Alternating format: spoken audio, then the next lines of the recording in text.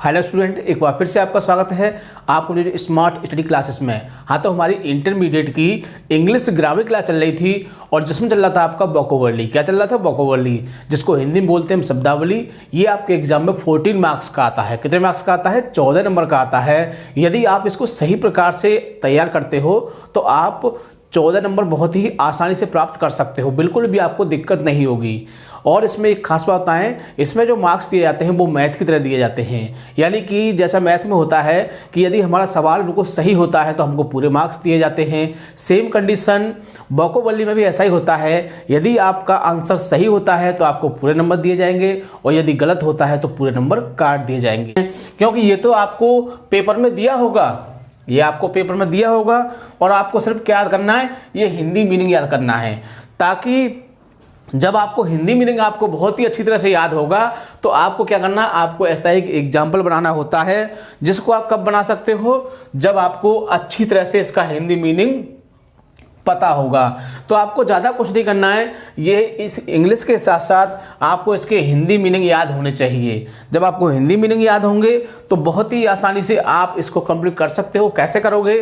क्योंकि हमारी एक नई सीरीज चल रही है, आपको पता है, 28 मार्क्स वाली। और उसमें हम क्या सिखाएंगे? उसमें हम आपको सिखाएंगे ट्रांसलेशन। ट्रांसलेशन क्या होता है? जैसे कि हिंदी की अंग्रेजी बनाना। आपको हिंदी में वाक्य दिए होंगे, उसकी आप अंग्रेजी बनाते हैं, तो वो चीज़ हम आपको पूरी तरह से सिखा देंगे। आप माइंड में जो भी सेंटेंस सोचेंगे आप उसको बिना झिझक बना सकते हो। किस पर? कॉपी पर। तो उस समय आप क्या करोगे कि आपको अगर पता चल जाता है, जैसे कि आयरन विल, जैसे कि मान लो मैं इसका पहला एग्जाम्पल लेता हूँ, क्या है? Iron will. और आपको पता चलेगा इसका मतलब क्या होता है? दृढ़ इच्छा शक्ति। क्या है? दृढ़ इच्छा शक्ति। तो आपको पता है कि इसका मतलब क्या होता है? दृढ़ इच्छा शक्ति होता है। तो आप क्या करोगे? आप एक वाक्य सोचोगे। क्या सोचोगे? वाक्य सोचोगे और उस वाक्य क्या करोगे? आप अंग्रेजी बना दोगे, तो आपका एक नंबर पूरा सही हो जाएगा। ठीक है। नंबर कैसे आप अंग्रेजी कैसे बनाओगे कि आपको ऐसा सेंटेंस सोचना है जिसमें ये शब्द आ जाए। कैसे कह सकते हो? कह सकते हैं कि मोदी जी एक दृढ़ इच्छा शक्ति वाले व्यक्ति हैं। आपने क्या सेंटेंस सोचा कि मोदी जी जो हैं एक दृढ़ इच्छा शक्ति वाले व्यक्ति हैं, तो आपने ये सेंटेंस सोच लिया। अब क्या करना है? आपको इसकी अंग्रेजी बनानी है।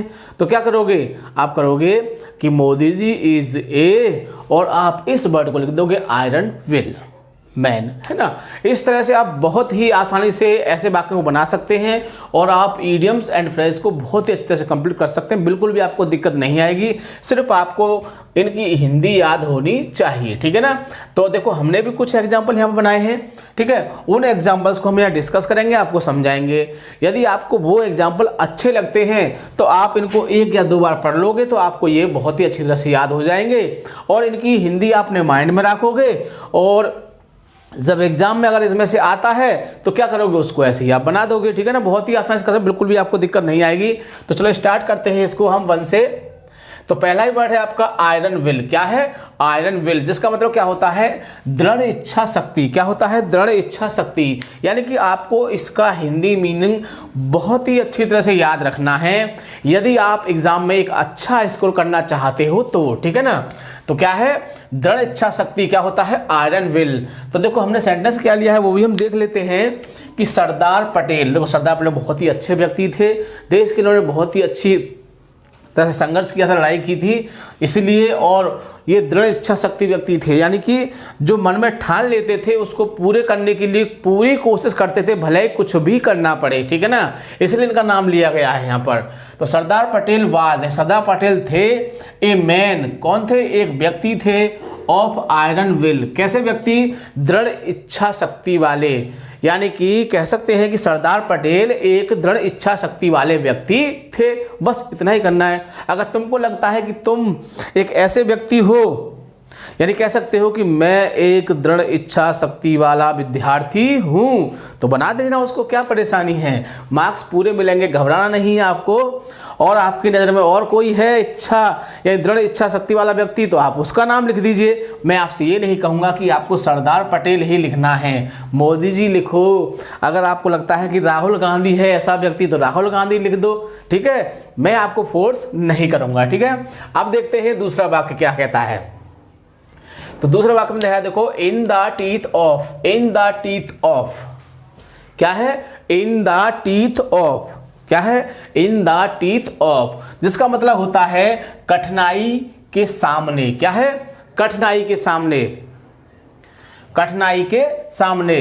तो देखो हमने सेंटेंस क्या लिया उसको भी देख लेते हैं। तो we should not loss courage, we should not loss courage, यानी हमें साहस नहीं खोना चाहिए, हमें साहस नहीं खोना चाहिए in the teeth of difficulties. कब, जब परेशानी या कठिनाइयों के सामने क्या है, यानी परेशानी या कठिनाइयों के सामने क्या नहीं करना चाहिए, हमें यानी कि साहस नहीं खोना चाहिए। ठीक है ना। तो बहुत ही आसानी से याद कर सकते हो, बिल्कुल भी आपको दिक्कत नहीं होगी। 2 बार आप वाक्य को पढ़ोगे आपके दिमाग में बैठ जाएगा, और कब निकालना है, जब एग्जाम आएगा तब आपको निकालना है इसको। ठीक है, आगे थर्ड पर देखते हैं क्या है, length and breath. Length and breath क्या है, तो इसका मतलब क्या होता है, हर जगह। क्या होता है, हर जगह। तो अब हर जगह है तो क्या है कि अब आपको ऐसा वाक्य सोचना है कि जिसमें हर जगह शब्द आ जाए। तो मान लिया आपने सोच लिया कि भगवान हर जगह है, ईश्वर हर जगह है, ये सोच लिया। ठीक है ना। अब सोच लिया तो क्या बना दीजिए, कह सकते हैं गॉड इज, और जो शब्द लिखा हुआ उसको लिख दीजिए। क्या लिखा हुआ है, लेंथ एंड ब्रीथ, तो लिख दीजिए। बहुत ही आसानी से बन जाएगा, बिल्कुल भी आपको समस्या नहीं आएगी। अब अगर हमने कौन सा सेंटेंस लिया उसको भी हम देख लेते हैं। तो लिखा हुआ है the news of Indira Gandhi murder, यानी कि इंदिरा गांधी की हत्या की खबर या सूचना स्प्रीड माने फैल गई, थ्रू आउट माने पूरे, in the length and the breath of the world, यानी कि संसार में हर जगह फैल गई। किसकी, यानी कि इंदिरा गांधी के मर्डर की जो सूचना थी, जो खबर थी, वो क्या हुआ, वो हर जगह फैल गई। ठीक है ना। तो इस तरह से आप बना सकते हो, चाहे इस वाले वाक्य को बनाइए या आप अपनी तरफ से कोई सोच सकते हो तो उसको बना लीजिए। हम आपको फोर्स नहीं करेंगे कि यही आपको बनाना है। 4 पर देखिए क्या है आपका, आउट ऑफ द डेट। क्या है, आउट ऑफ द डेट, यानी कि अप्रचलित। क्या होता है कि जो चीज़ चलन में नहीं है, मतलब जिस चीज़ का अब यूज नहीं किया जा रहा है, वो क्या होती है, वो होती है अप्रचलित। ठीक है ना, यानी कि अब इसका यूज नहीं हो रहा है। तो देखो अब हमने सेंटेंस क्या लिया है कि पाली, पाली एक क्या है, एक लैंग्वेज है, एक भाषा है आपकी पाली। तो Pali is now an out of date language, यानी पाली जो भाषा है वो अब क्या है, अप्रचलित है। पाली जो भाषा है वो क्या है, वो अब अप्रचलित है, यानी कि वो चलन में नहीं है। तो इस तरह से हमने इसको ले लिया। आपको लगता है कि और कोई चीज़ चलन में नहीं है, जैसे सती प्रथा थी अब वो चलन में नहीं है, बाल विवाह थी वो भी चलन में नहीं है ना। तो बहुत सारी चीज़ें क्या है, चलन से बाहर हो चुकी हैं। इस तरह से आप कुछ भी लिख सकते हो जो आपको सुइटेबल लगे। ठीक है ना। आगे देखो 5वें पर देखते हैं क्या कह रहा है, on the lookout for. On the lookout for, यानी कि on the lookout for miss क्या होता है, खोज में, यानी कि क्या होता है, खोज में। ठीक है ना। तो आपको क्या याद रखना है, आपको खोज में याद रखना है। ये तो आपको लिखा होगा एग्जाम में, on the lookout for, ये तो आपके एग्जाम में आपको दिया होगा on the lookout for, और आपको क्या पता है कि इसका मतलब क्या होता है, खोज में। अब खोज में क्या है, खोज के देखो कह सकते हैं कि मैं अपनी किताब की खोज में हूँ, सिंपल सी बात है ना, या और कोई चीज़ की खोज में हूँ, खो गई है आपकी। लेकिन अगर आपको ज़्यादा ही अच्छा बनाना है तो उस समय देखो पूरा संसार खोज रहा है, आपको पता है क्या खोज रहा है, उसको देख लेते हैं। नाउ, अब, नाउ मीन्स क्या होता है, अब। द होल वर्ल्ड, पूरा संसार, the whole world, now means अब पूरा संसार, इज माने है on the lookout for corona vaccine, यानी कि अब पूरा संसार किस में है, कोरोना वैक्सीन की खोज में है, यानी उसकी खोज में लगा हुआ है, उसे खोज रहा है, क्योंकि ये बीमारी बहुत ज़्यादा लोगों को परेशान कर रही है। लेकिन आपके लिए तो फ़ायदा कर दिया है मेरे हिसाब से, देखा जाए परेशानी हो जिसके लिए परेशानी, लेकिन स्टूडेंट के लिए इसने बहुत फ़ायदा कर दिया है। छुट्टियां हो गई हैं, छोटे छोटे बच्चे बड़े खुश हैं कि स्कूल क्लोज हैं। ठीक है ना। इतनी छुट्टियां मिली हैं कि कभी कल्पना ही नहीं कर सकते थे कि इतनी छुट्टियां मिल सकती हैं, इतनी छुट्टियां मिली हैं। और आप भी बड़े खुश होंगे, क्यों, कोर्स कम हो गया है, बहुत कम पढ़ना पड़ेगा और नंबर यानी कि मार्क्स बढ़ गए हैं, इसलिए आप भी खुश हैं इस वजह से, ठीक है ना। तो क्या है कि अब पूरा संसार क्या है, किसकी खोज में है, कोरोना वैक्सीन की खोज में है। 6 पर देखते हैं क्या है, on the occasion of. On the occasion means क्या होता है, अवसर पर। On the occasion of means क्या होता है, अवसर पर, अवसर पर या मौके पर कह सकते हैं, ठीक है ना। तो एग्जाम्पल देख लेते हैं क्या है, बहुत ही अच्छा एग्जाम्पल लिखा है हमने। आई सेल डिस्ट्रीब्यूट स्वीट्स। आई सेल डिस्ट्रीब्यूट स्वीट्स यानी कि मैं मिठाइयाँ बांटूंगा। कब बांटूंगा, अब देखते हैं कब बांटते हैं। On the occasion of my son's birthday यानी कि अपने पुत्र के जन्मदिन पर क्या होगा, मैं मिठाइयाँ बांटूंगा। और आप मिठाई कब बांटोगे, जब आप 90+ के पार जाओगे, है नहीं। तो आप बना सकते हो कि मैं ये नहीं कहूँगा कि यही सेंटेंस बनाना है, आप अपनी तरफ से बना सकते हो कि जब मैं 90+ के ऊपर या 95% मार्क्स लाऊंगा तो क्या होगा,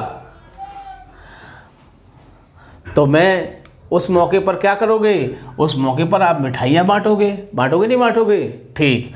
तो इस तरह से आप बहुत ही अच्छी तरह से जो आपके माइंड में सेंटेंस आ रहा है आप उसको बना सकते हैं। सिर्फ आपको ये वर्ड याद रखने चाहिए, है ना। अगर आपको ये वर्ड याद होंगे तो बहुत ही आसानी से आप इस क्वेश्चन को कंप्लीट कर सकते, बिल्कुल भी आपको दिक्कत नहीं आएगी, ठीक है। आगे देखते हैं 7 पर क्या है, on the point of. On the point of miss क्या होता है, लगभग। क्या होता है, लगभग। तो एक वाक्य सोच लीजिए, कह सकते हैं कि लगभग 5 बजे हैं या लगभग 4 बजे हैं, लगभग 2 बजे हैं, कुछ भी कह लीजिए। हमने 4 को लिया है तो देख लेते हैं, it is on the point of 4 o'clock now. मतलब कि अब लगभग कितने बजे हैं, अब लगभग 4 बजे हैं। तो आप कोई भी समय यूज कर सकते हो, मैंने 4 लिखा है, आप 6, 7, 8, 9, 10 कुछ भी लिख सकते हो, लेकिन सेंटेंस आपको इसी तरह से बनाना होगा, तभी आपको मार्क्स मिलेंगे, ठीक है ना। आगे देखिए 8 पर क्या है, देख लेते हैं। On the brink of. देखो इसमें आपको 2 वर्ड दिए हैं, ये वर्ज दिया है। क्या दिया है, वर्ज। तो या तो ब्रिंक आएगा या फिर वर्ज आएगा, ठीक है। मैंने इसलिए दोनों ही लिख दिए हैं और मैं इसको 2 बार लिखता, 2 बार वाक्य बनाता, है ना, 2 बार तुम उसको पढ़ते, इसलिए मैंने क्या किया, मैंने दोनों वर्डों को साथ लिख दिया है। किसको, ब्रिंक और आपका वर्ज। तो अगर वर्ज आएगा तो भी आपका क्या होगा, किनारे पर होगा, और ब्रिंक आएगा तो भी आपका क्या होगा, किनारे पर होगा, ठीक है। तो आप कंफ्यूज मत हो जाना, जैसे कि हम एक ब्रिंक लिख के छोड़ देते इसको और उसमें एग्जाम में वर्ज आपका वर्ज आ जाता तो क्या करते, आप सुना था ब्रिंक लिखवाया वर्ज आ गया, इसलिए मैंने इसको भी यहाँ लिख दिया है ताकि आपको ये दिक्कत ना हो एग्जाम में कि अब हम क्या करें। तो इस तरह से उसका मतलब भी क्या था, किनारे पर, इसका मतलब भी क्या है, किनारे पर। एग्जाम्पल देख लेते हैं क्या कहता है, द चिल्ड्रन आर प्लेइंग यानी कि बच्चे खेल रहे हैं, ऑन द ब्रिंक या वर्ज ऑफ द रिवर, किस पर, नदी के किनारे पर, यानी कि बच्चे नदी के किनारे पर खेल रहे हैं, ठीक है ना। अगर आपको सेंटेंस ये सरल लगा तो उसको बना लीजिए, और कोई आपको सरल लगता है उसको बना लीजिए, ठीक है। मैं आपसे ये नहीं कहूँगा कि आप इसी को बनाइए, ठीक है। अगला 9 पर देखते हैं क्या कहता है। 9वां वाक्य आपका, out of the word, out of the woods. Out of the woods मतलब क्या होता है, कठिनाई या फिर परेशानी से बाहर। कठिनाई कह लो या परेशानी कह लो, कुछ भी कह सकते हो, है ना। तो क्या है, आउट ऑफ द वुड्स, कठिनाई या परेशानी से बाहर। तो एग्जाम्पल देख लेते हैं, डोंट फियर, घबराओ मत, डरो मत।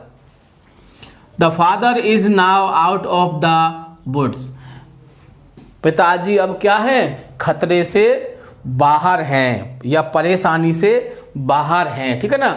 इस तरह से आप बहुत ही आसानी से सेंटेंस बना सकते हो, और 2 बार इस सेंटेंस को आप पढ़ोगे नहीं, आपको बहुत ही आसानी से याद हो जाएगा।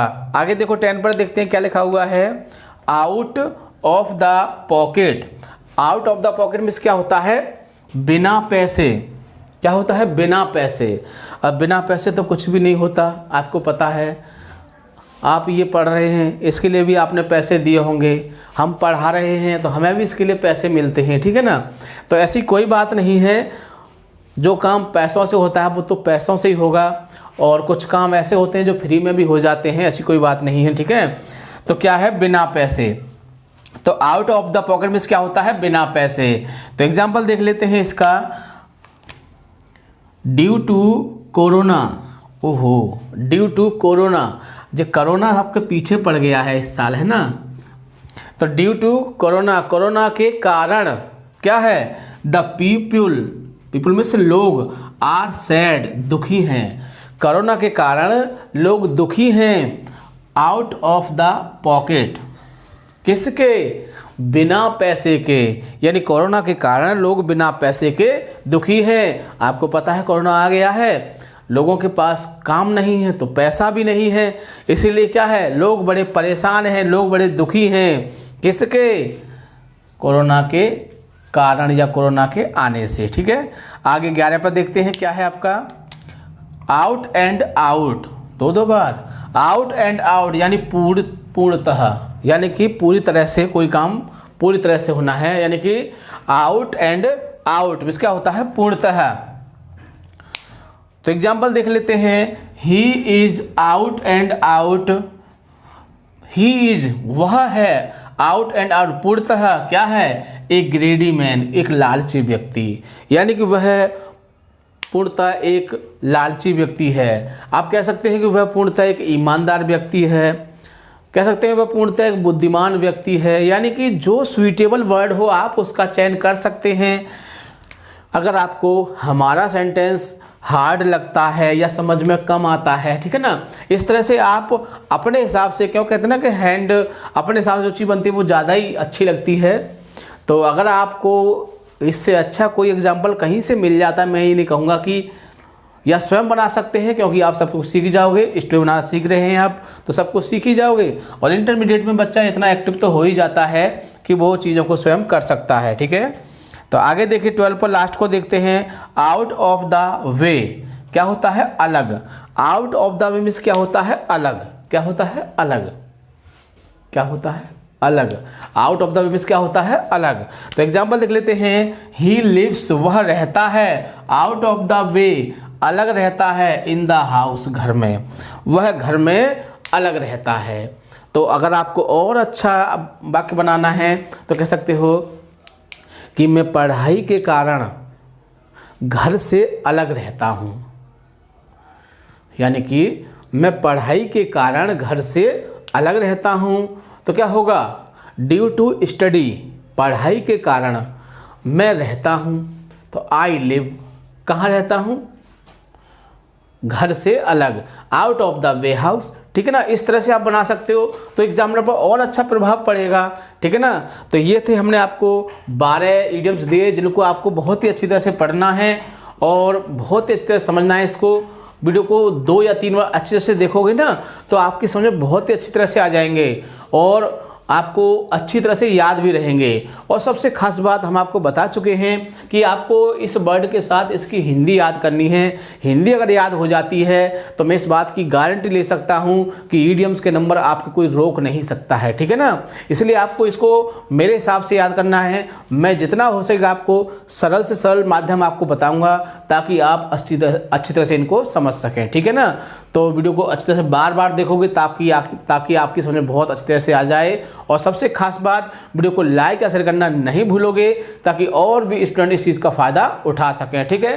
Thank you. जय हिंद, जय भारत।